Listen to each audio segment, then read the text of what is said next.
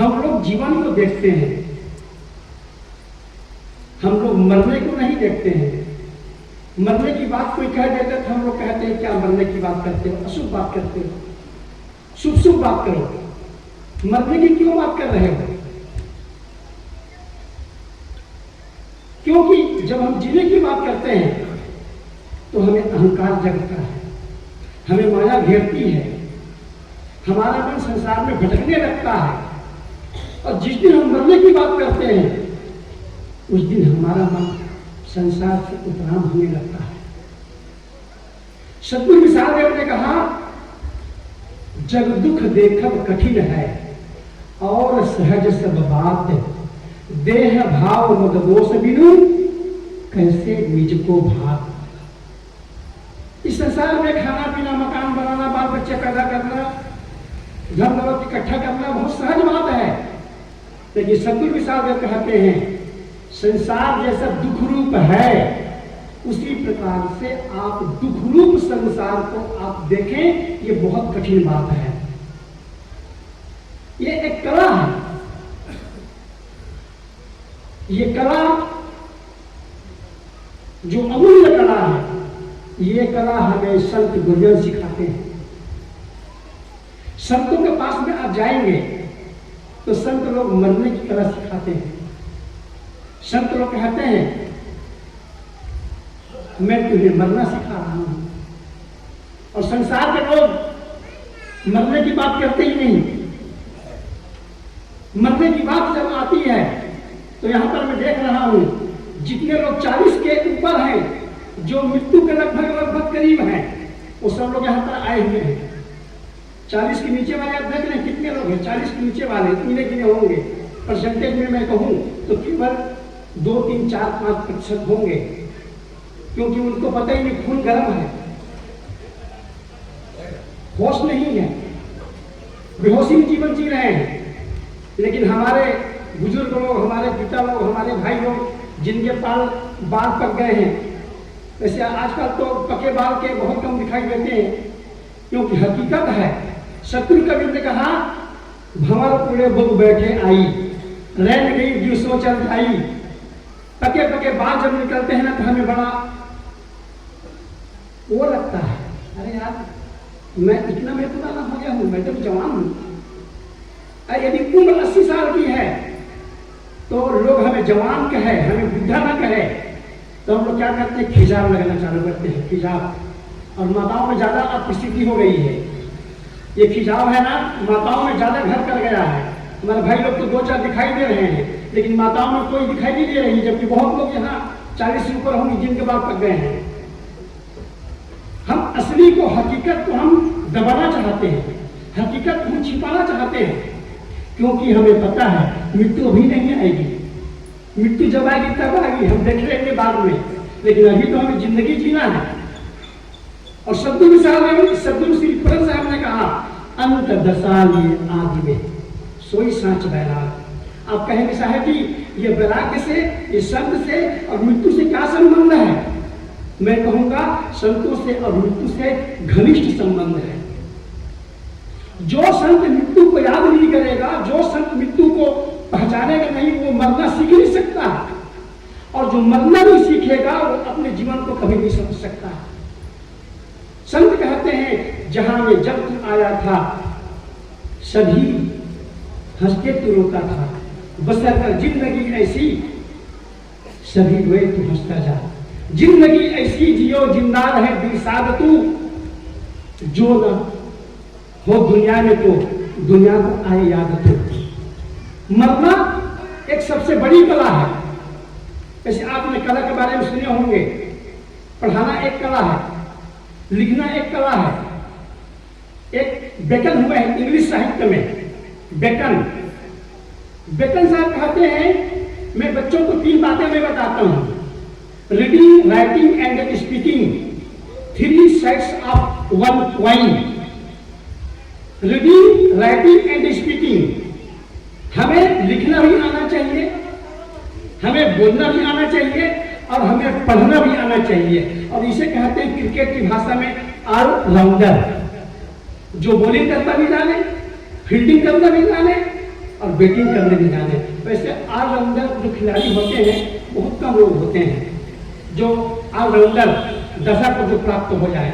किसी जमाने में कपिल देव हुआ करते थे ऑलराउंडर, जो 1983 में हमने देखा है वर्ल्ड कप, जो वर्ल्ड कप जीता था भारत पहले बार क्रिकेट दुनिया में। बेकन साहब कहते हैं यदि आदमी को जीना है तो आपको बोलना भी आना चाहिए, आपको लिखना भी आना चाहिए, आपको पढ़ना भी आना चाहिए। यहाँ बहुत कम लोग होंगे जिनको तीनों चीज आती होगी। बहुत लोगों को लिखना आता है, बोलना नहीं आता। बहुत लोगों को बोलना आता है, लिखना नहीं आता। और बहुत लोगों को पढ़ना नहीं आता, दोनों जानता है। इसलिए तीनों चीज आए ऐसे बहुत कम लोग हैं। सदगुरु कवि साहब कहते हैं यही मरने से जग डरे। मरने की बात जब आती है तो मैं एक बात बता रहा हूं, मृत्यु और काल ऐसी हमारी चोटी को पकड़ करके रखी है। आप जहां भी जाइए मृत्यु आपकी पीछा कभी नहीं छोड़ सकती। और मृत्यु यदि कहें तो मृत्यु हमारे साथ साथ में चल रही है छाया की तरह। कहते हैं एक राजा था, अब इस बार मैं सुन रहा था, एक राजा था और राजा मृत्यु से बचने के लिए अपने राजपाट को छोड़ करके 10 घोड़ा को दौड़ा करके दूसरे प्रदेश में गया और कहा अब मैं शांति से मैं मर सकूंगा, अब मैं निश्चित हो गया। और जैसे ही वो घोड़ा से उतर करके आराम करने लगता है, मृत्यु ने कहा मैं आई कमी सर, मैं आ जाऊं। उन्होंने कहा कौन? बोले मृत्यु। दैट राजा ने कहा मैं को छोड़ करके यहां आया हूं 1000 कोस। बोले जी नहीं, मैंने ही आपको भेजा था क्योंकि आपका दल्ला पानी वही लिखा था उस प्रदेश में। आप अपने राजपाट को छोड़ देंगे तो आप मरने से बच जाएंगे, ऐसी बात नहीं है। तुलसीदास जी कहते हैं तुलसी जस भवितव्यता तैसे ही मिले सहाय, आप न जावे ताही तहां ले जाए। मृत्यु आपकी निश्चित है जी, 1000 कोस के दूर में यदि आपकी मृत्यु निश्चित है तो एक प्रकार आपको वहां जाना पड़ेगा और मृत्यु वहीं आपको दबोच लेगी। सच में मेरे जीवन में बहुत सारी घटनाएं घटी है, छोटी छोटी घटनाएं हैं जो हम छोटी छोटी घटनाओं को कहते हैं अरे तो घटना होती रहती है। जी नहीं, ऐसी जो घटनाएं हमें झकझोरती है, हमें जगाती है। ये लगभग 77 की बात होगी, 1977 की, जब हम अयोध्या में रहा करते थे। वहां एक गांव है अतवारा, जहां हमारे कोठारी साहब जी, निहान साहब जी, श्री निर्बंध साहब जी और बहुत से हमारे गुरु भाई, बड़े बड़े गुरु भाई लोग हमारे वहीं पैदा हुए, जिला फैजाबाद। एक भगत था, वो भगत के एक बच्चा था। एक बच्चा ऐसे 4-5 साल का बच्चा था। बच्चा बड़ा हुआ 5-6 साल का, वैसे उसकी पत्नी खत्म हो गई। पत्नी जब खत्म हो गई तो दूसरी पत्नी बना करके ले आया। ऐसे मैं बता दूं, भगवान राम को, भगवान श्री राम को बहुत लोगों ने ये बोला कि आप शादी कर लीजिए, शादी के बिना आपका राजसूय यज्ञ सफल नहीं होने वाला है। पंडित जवाहरलाल नेहरू को भी बहुत लोग कहे कि पंडित जी आप शादी कर लीजिए, आपका एक इंद्र है, अरे एक बेटा तो एक बेटी भी, एक बेटी तो एक बेटा भी आ जाएगा। जवाहरलाल ने कहा जी नहीं, मेरी एक बेटी इंदिरा है और इंद्र बन करके रहेगी दुनिया में। वैसे ही हुआ, लेकिन जवाहरलाल नेहरू डबल पत्नी नहीं लाए, वो ले आए। जैसे पत्नी आई, 1 साल हुआ, 2 साल हुआ, उसके भी एक बच्चा हो गया। अब पत्नी को जलन होने लगी कि ये साउथ का बेटा है, अब इस बच्चे को किसी न किसी तरह से इस बच्चे को निपटाना है। तो उधर ज्वार बोलते हैं लोग, उधर भुट्टे लगाते हैं जिसे हम लोग क्या बोलते हैं, जोंधरा, वो लगाए उधर, क्योंकि उधर खेत उधर बहुत उपजाऊ है फैजाबाद की। तो जोंधरा लगाए, जब उसे भुट्टे लगाए तो इसको रखने के लिए लोग इतना माची छाते हैं, माचा, हम लोग माचा कहते हैं, इधर माची माचा दोनों कहते हैं। तो उसी में रोज रखने के लिए जाता था। और पिताजी पत्नी के घेर में आ गया और पत्नी ने कहा कि सौत के लड़के को निपटा देना है आज नहीं तो कल। ये मैं जो बोल रहा हूं मैं हकीकत घटना बता रहा हूं, मैं ये कहानी नहीं है। और उस बच्चे को 2-4 दिन कहे चलो बेटा सोने चलते हैं, वहीं सोते हैं और वहीं हम लोग जो चिड़िया जो आती है उसको हम भगाएंगे। 1 दिन 2 दिन साथ में ले गए और तीसरे दिन उस बच्चे को 4 बजे रात में जगा करके मुंह में ठूस दिया कपड़ा। बताइए 8 साल का बच्चा 7 साल का मुंह में कपड़ा ठूस देता है और उस बच्चे को हाथ पैर को बांध देता है। और जैसे ही वो तलवार को उधर गेरासा होता है, गेरासा उसको हम लोग घास काटने का वो एक प्रकार का एक साधन है। हमारे इधर हंसिया होता है, उधर गेरासा होता है। गेरासा वजनदार होता है। हंसिया से केवल आप साग को सब्जियां सुझा सकते हैं और गिलासा से आपका 10वां आदमी का गला आप उसको काट सकते हैं। इतना गिलासा दमदार होता है, 2 किलो का वजन होता है। जैसे ही वो गिलासा को उठाया बच्चे को मारना है करके, वैसे ही वहीं पर एक सर्प निकलता है, एकदम काला नाग। और जैसे ही उठाया हाथ को, वैसे ही वहीं पर सर्प होता है और सर्प वो उठाने के पहले उसको डस लेता है उसके पिताजी को। और वहीं पर उसके पिताजी राम नाम उसका सत्य हो जाता है और बच्चा चिल्लाता है मुंह करके। तो बाद में आसपास के लोग आते हैं, खेत वाले, और देखते हैं तो बच्चे के मुंह में ठूसा हुआ है वो कपड़ा।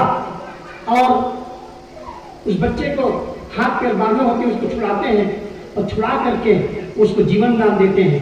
ये सच्ची घटना है। ये सदगुरु कवि कहते हैं जाको राखे साइया मार सके नहीं कोई, बाल बाका कर सके जो जग मेरी हो। इस संसार में जो आया है, जिसका दाना पानी है इस दुनिया में, आप उसको मार नहीं सकते। अभी तुर्की की घटना, तुर्की की घटना, लाखों लाखों आदमी, हजारों हजारों आदमी भूकंप के नीचे दब गए, मकान के नीचे।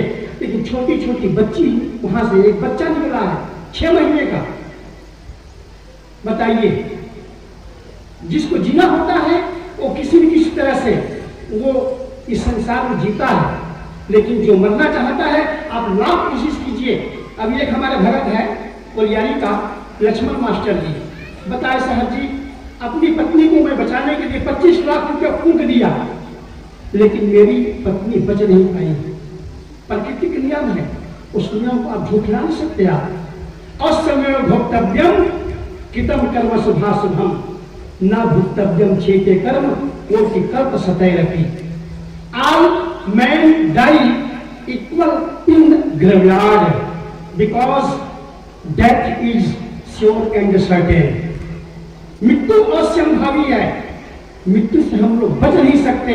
और इसीलिए हम लोग जहां जहां हमारे परिवार में कोई चला जाता है तो जितने भी भाई यहाँ पर होंगे सारे लोग श्रद्धांजलि में गए होंगे, एक बात हम जरूर बोलते हैं। क्या बात बोलते हैं? विधि के विधान के सामने हम सब पंगु हैं। विधि के विधान को हम नमस्कार करते हैं, हम स्वीकार करते हैं। और विधि की जो रचना है, प्राकृतिक जो नियम है, रूल्स ऑफ नेचर है, उसको हम किसी भी शर्त में हम भूल नहीं सकते। सतगुरु कबीर ने कहा जही मरने से जग डरे। मृत्यु सुखदायी है। यदि आप सतगुरु श्री अवलास साहब जी के वैराग संजीवनी पढ़े होंगे, ये मेरे पीछे जितने संत लोग बैठे हैं इसमें से 90 संत लोग ऐसे होंगे जो बिना वैराग संजीवनी के नहीं निकले होंगे। वैराग संजीवनी इतनी जगाने वाली पुस्तक है, जगाने वाला सदग्रंथ है कि हम सब वैराग संजीवनी पुस्तक को ही पढ़ करके हम लोग यहाँ तक आपके बीच पहुंचे हैं। सतगुरु श्री अवलास साहब जी कहते हैं, रे मौत प्यारी मौत मेरे सामने आया करे। मौत इतनी सुखदायी है, इतनी सुखदायी है कि मौत के बारे में आप समझ जाएं। बहुत लोग कहते हैं साहब जी आप यहाँ वहाँ दौड़ते रहते हैं गाड़ी लेकर के, चलती है दोपहिया में, कहीं पर शरीर छूट जाए तो मेरे घर कोई चिंता नहीं, शरीर छूट जाए तो हमारे कफन ऑलरेडी बंधा हुआ है, हम मर जाएंगे वहीं पर आपको कफन खोज करके आपको लाना नहीं पड़ेगा, तुरंत वहीं पर दफना देना। संत लोग तो पहले मरे हुए होते हैं, लेकिन मैं आपको बता दूं आदमी जीते जीते कदर नहीं करता है, मरने के बाद में कदर करता है। महात्मा गांधी चले गए, जीते जीते बहुत विरोधी हो गए, लेकिन मरने के बाद में दुनिया उनके पीछे पड़ गई। वो महात्मा गांधी जो देश को स्वतंत्र किया, देश को आजाद किया। जबकि मैं मानता हूं केवल महात्मा गांधी का हाथ नहीं था देश की आजादी में। सुभाष चंद्र बोस, लाल बहादुर शास्त्री और खुदीराम बोस, भगत सिंह, ऐसे ऐसे जो गरम दल के नेता थे, जो उन्होंने फाइटिंग किया, मार्क्सवादी किया, और उसको देख करके अंग्रेज भगे। नाम है महात्मा गांधी का। इसलिए आप केवल ये मत सोचे कि महात्मा गांधी अहिंसा के बल पर भारत को आजाद किया। जी नहीं, मैं दोनों को मैं समान मानता हूँ, गरम दल के नेता और नरम दल के नेता। दोनों नेता कांग्रेस के थे, लेकिन दोनों की आजादी में अमूल्य योगदान है। लेकिन आज का हम लोग कहते हैं कि महात्मा गांधी ने आजाद के, जी नहीं, असंभव, इम्पॉसिबल। जितना योगदान सुभाष चंद्र बोस का था उतना शायद मैं मानता हूं न तो गरम दल के न तो नरम दल के किसी नेता का हाथ नहीं था। और महात्मा गांधी के रहते रहते सुभाष चंद्र बोस 10 देश के मालिक बन गए थे और 10 देश के नोट में उसका फोटो छप गया था। वो है सुभाष चंद्र बोस, जिसको लेकर के अंग्रेज की रुआ काटती थी। मैं कह रहा था मृत्यु इतनी सुखदायी है, इतनी सुखदायी है कि उसे मृत्यु के याद को करके भगवान महावीर और भगवान बुद्ध मृत्यु को याद न करके, मृत्यु के बारे में वो जानने की चेष्टा न करते कि ये मृत्यु क्या होती है, ये आदमी बूढ़ा क्यों होता है, ये लाश क्या होती है, तो शायद उनको वैराग्य नहीं होता। और मैं मानता हूं कि भगवान बुद्ध के घर के निकलने में, घर के छोड़ने में और भगवान बुद्ध के बुद्धत्व प्राप्त होने में सबसे बड़ा कोई योगदान है, तो वो है मृत्यु। वो है हमारे बूढ़े लोग जो बैठे हुए हैं, वो है वो लाश जिसको हम ले जाते हैं और कहते हैं राम नाम सत्य है, सबको यही गत्य है। लेकिन मुझे दुख तब होता है जब हम राम नाम सत्य को मरने के बाद में उसको कहते हैं राम नाम सत्य है। जीते जीते कहते हैं पत्नी सत्य है, जीते जीते पुत्र सत्य है, चरपहिया सत्य है, दोपहिया सत्य है, ये संसार सत्य है। लेकिन मरने के बाद में हम सुनाते हैं राम नाम सत्य है, ये हमारा सुनाना व्यर्थ है। मैं कहता हूं जिसको सुनाना है तो जीते जीते सुनाओ। नहीं भैया, राम नाम सत्य है। हमारे संत लोग कहते हैं गर्भ माही सौ के निकट कथा सुनत रतियंत, इन चारों स्थान पर कछु वैराग्य चढ़ंत। 4 जगह वैराग्य होता है, 4 जगह। एक कथा सुनते हुए यहाँ जब हम सुनते हैं ना तब हमें लगता है कि संसार एकदम निराश है। बोलिए सद्गुरुदेव की जय। पूज्य और गुरुदेव जी मंचासीन हो रहे हैं, आप सब खड़े हो जाएं और हमारे भाई लोगों से निवेदन है थोड़ा और आगे बढ़ करके बैठेंगे। हमारी माताएं तो आगे बढ़ चुकी हैं, आप लोगों से भी निवेदन है थोड़ा प्रयास करें, आगे वाले थोड़ा आगे बढ़ते जाए, 4-4 कदम। आओ संतों चरण जमाओ, आओ संतों चरण जमाओ, बिछा हुआ यह आसन है, करतल ढंग से करते स्वागत, ताली ताली, करतल ढंग से करते स्वागत। कैसा यह अनुशासन है, कैसा यह अनुशासन है, कैसा यह अनुशासन है। बोलिए सद्गुरु देव की जय। आप सब बैठ जाएं, सभी माताएं भाई लोग भी अपने ढंग से बैठ जाएं और आइए हमारे पूज्य श्री साहिब जी के विचारधारा में डुबकी लगा रहे हैं और वो धारा को पार होने के लिए, पार करने के लिए हमारे साहिब जी से निवेदन है अपने स्टेशन तक गाड़ी पहुंचाएं, फिर पूज्य और गुरुदेव जी के आशीर्वचन हम सबको मिलेगा। साहिब बंदगी साहिब। बोलिए सतगुरु कबीर साहिब की जय। आइए मैं निवेदन कर रहा था सतगुरु कबीर की प्रसिद्ध साखी, जही मरने से जग जरे मेरो मन आनंद, कब मरी हो कब पाई हो पूर्ण परमानंद। मरने की जब बात आती है हम दुनिया से उदास हो जाते हैं। मरने की जब बात आती है हमें पत्नी अच्छी नहीं लगती, बहन अच्छी नहीं लगती, माताएं अच्छी नहीं लगती, परिवार अच्छे नहीं लगते, दुनिया हमें अच्छी नहीं लगती, क्योंकि हमें मृत्यु का भय, बिछुड़ने का भय, हमें सताता है। और ये सताता है कि मैं इतने एक एक पैसा मैं जुटाया हूं कमा कमा करके, ये जो मेरा बेटा नालायक है, बहू नालायक है, ये लोग मेरे मरने के बाद में क्या करेंगे मेरी कमाई हुई संपत्ति को। हमें चिंता होती है, हमें भय होता है, संसार छूटने का भय। एक बड़ा पहुंचा हुआ एक साइकोलॉजिस्ट ने कहा, हम इसलिए नहीं रोते हैं कि आपका परिवार चला गया है, हम इसलिए रोते हैं कि इसी के समान एक दिन मुझे भी छोड़ करके जाना होगा और मेरा भी संबंध विच्छेद एक दिन होगा। हम उसके लिए नहीं रोते हैं, हम अपने लिए रोते हैं। और सदगुरु कबीर क्या कहते हैं, मैं रो यह जगत को, मोको रोए न कोई, मोको रोए सो जना जो शब्द विवेकी हुए।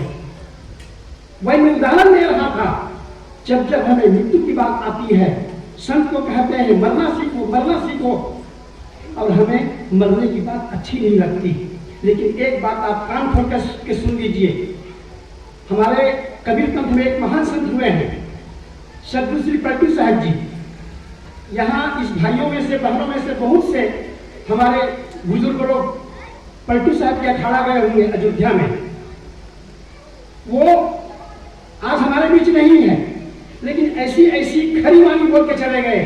वो कहते हैं, सपना यह संसार लागता आई के, चले जुआ में हार मानुस्तन पाई के, देखत सोना लगे सगल जग कांच है, अरे हाँ पलटू जीवन कहिए झूठ तो मरना साँच है। वो कहते हैं जीवन झूठ है और अंततः अंत तो गत्वा मृत्यु सही है, क्योंकि एक न एक दिन सबको वही उसी रास्ते से सबको गुजरना है। कभी कभी मुझे आश्चर्य होता है कि हम जब मोबाइल लेते हैं, एंड्रॉयड मोबाइल, उसमें 1 साल का, 1 वर्ष का, 12 महीने का वारंटी और गारंटी होती है। हम कहते हैं कि हमसे बड़ा कौन है, हमसे बड़ा अहंकारी तो है नहीं, हमें पता ही नहीं चलता है। और हम कहते हैं दुनिया में हम एक छत्र राज करेंगे। लेकिन मैं आपसे पूछता हूँ, एक मोबाइल की 1 साल की गारंटी वारंटी है, आपकी कितने दिन की वारंटी और गारंटी है? Heavy warranty? आपके 1 सेकंड की आपकी गारंटी और वारंटी नहीं है। सदगुरु कभी कहते हैं, जब आपकी 1 सेकंड की वारंटी और गारंटी नहीं है तो आपको इतना अहंकार, और जिस दिन आपको यह पता चल जाए कि नहीं मैं 10 साल नहीं मरने वाला हूं, तो क्या करोगे? इतने में इतना तो इतने में कितना, आपकी कोई गारंटी नहीं है जीने की 1 सेकंड की, तो आप इतना अहंकार करते हैं, मुझसे बड़ा कौन है, मैं यहाँ का सरपंच हूँ, मैं प्राइम मिनिस्टर हूँ, मैं राष्ट्रपति हूँ, मैं देश का जैसे जनरल जियाउल हक थे। क्योंकि पाकिस्तान में टोटल मार्शल लॉ वाले हुए, वहां लोकतंत्र नहीं है, और पाकिस्तान वही होता है जिसकी लाठी उसकी भैंस। हमारे भारत में ऐसे नहीं है। हमारे भारत में डेमोक्रेसी है, डिप्लोमेसी है, सब कुछ है, सेकुलरवाद है, और हम लोग बड़े प्रेम से जीते हैं, सारे मुस्लिम लोग प्रेम से जीते हैं। लेकिन मार्शल लॉ कब किसको आता है? जो ज्यादा कहते नहीं। अब बताइए, पाकिस्तान को उड़ाने में भारत को केवल 5 मिनट लगेगा, लेकिन पाकिस्तान हमको धमकी देता है। भारत क्या समझता है? हम भून देंगे एटम बम से। अरे पाकिस्तान जैसे तो लाखों पाकिस्तान को भारत 1 घंटे में भून सकता है। बताइए, कुछ है नहीं, लेकिन अहंकार कितना बड़ा है। और गुरु कबीर कहते हैं, यही खोजत कल्प हो गया, घटही माही सोमूर, बाढ़ी गर्भ मांगते ताते पर गई दूर। सजनों, हम अपने अहंकार को कम करें, अपने जो अंदर में जो कूड़ा कचरा जो जमा कर रखे हैं उसको हम कम करें, और मृत्यु को जरूर आप एक बार 24 घंटे आप याद करें। जैसे कहते हैं नहीं, संत को आप एक बार याद करके 24 घंटे में, सज्जन को आप एक बार याद करके 24 घंटे में, तो ये तीनों उसके साधन है। मृत्यु भी एक साधन है, संत भी साधन है, और सज्जन भी साधन है। इसे कहते हैं आर्ट्स ऑफ क्या? डेथ, मरने की कला। यदि आप देखेंगे कि जो आदमी मरना जान गया वो आदमी जीना जान गया, और जो आदमी कभी मरना नहीं समझ सका वो आदमी कभी जीवन को समझ नहीं सकता है, क्योंकि अंततः मृत्यु सत्य है। तो मैं सदगुरु कबीर की एक साथी पर मैं निवेदन कर रहा था मृत्यु दुखदाई नहीं है, मृत्यु सुखदाई है। बस मृत्यु को केवल आपको पहचानना है। और मृत्यु कोई हवा नहीं है कि आपको आकर के ले जाए। बस मृत्यु को आप देखना चालू करें। भय आता है देखना चालू करें, क्रोध आता है देखना चालू करें। और जिस दिन आप देखना चालू कर देंगे, विटनेस बन जाएंगे, साक्षी बन जाएंगे, उस दिन आपकी मृत्यु भी पता नहीं कहाँ चली जाएगी। आप शाश्वत हैं, आप सनातन हैं, आप कभी मरने वाले हैं, न बूढ़ा होने वाले हैं, न वृद्ध होने वाले हैं, आप तो कभी मरने वाले हैं ही नहीं। इसलिए मृत्यु को काहे की चिंता। तो सतगुरु कबीर की प्रसिद्ध साखी मैं आप सबके सामने इसी के आधार के ऊपर मैं अपना निवेदन में कर रहा था। समय को देखते हुए अपनी बातों को मैं यहीं पर विराम देता हूँ।